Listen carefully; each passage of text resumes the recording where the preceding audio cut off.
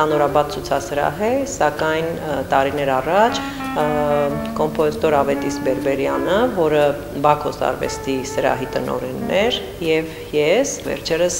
նորից մտմտուկների մեջ էինք վերսկսել այն գործը, որը մենք տարիներով ուրեմն զբաղվել ենք այդ գործով, անել այն, ինչի փորձ ունենք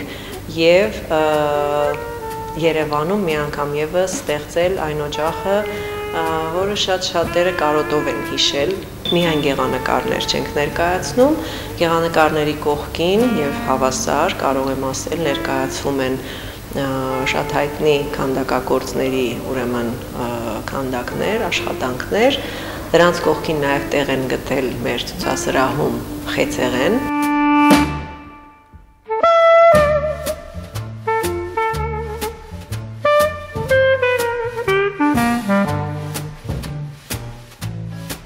Նախ եւ առաջ պետք է պարզ ասել, որ սա բիզնեսի մի տեսակ է եւ աշխարհում երևի ամենաբարդ,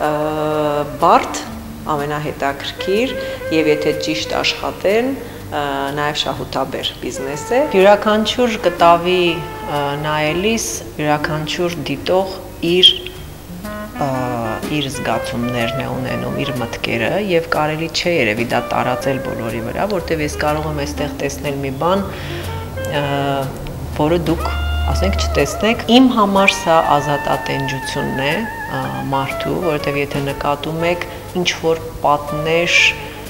պատնեշներ նույնիսկ տապալելու և պատնեշները անցնելու մի փորձ կա։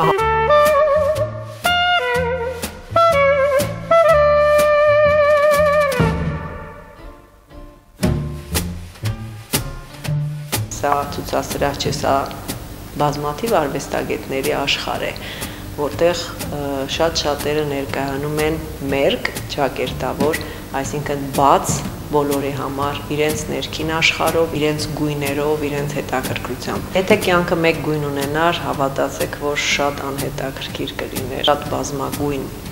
շատ բազմագույն, մեկ գույնով չեմ կարող կյանքը ներկայացնել, ասել, իսկապես բոլոր գույները պիտի ունենա կյանքը, որ կյանք կոչվի, եւ սևը, եւ սպիտակը, եւ կարմիրը, բոլորը։ Եթե դրանք չլինեն միասին, կյանքը կդադարի երևի որևէ մեկին հետաքրքրել։ Անցել եմ արձակի, գրում եմ նաեւ էսսեներ եւ կարճ պատմվածքներ։ Ես ամեն վարքյան կլինեի իմ գրասեղանի հետևում գրելիս, դա իմ երազանքն է մի օր հասնել այն բանին, որ ես գոնե 8-ից 10 ժամ կարողանամ նստել, միայն ընթերցել, գրել։ Այսօր ցավոք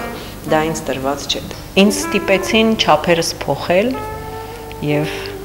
տեղավորվել, ասենք թե փոքրիկ լուցկու տուփի մեջ։ Քիչ անց նույն նրանք այնքան զարմացան, որ մեր քաղաքում որտեղից որտեղ առանց կրակի հրդեհ բռնկվեց։